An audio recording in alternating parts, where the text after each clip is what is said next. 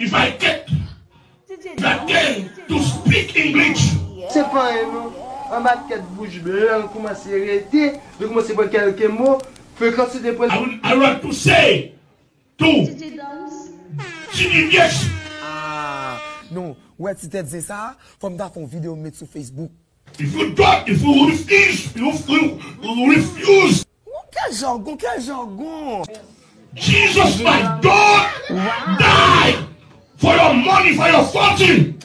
Parlez créole, Jean-Claude la belle, mes amis. Oh. Jesus Christ died for a soul, for a spirit. La lilo shatataka yaraba kororobo sataraba. All with your fortune. Beaucoup de filles ça te qu'on a chanté créole lolo wa. Un paquet d'Américains. Le chien fait comme la classe d'évangile. Parlez créole.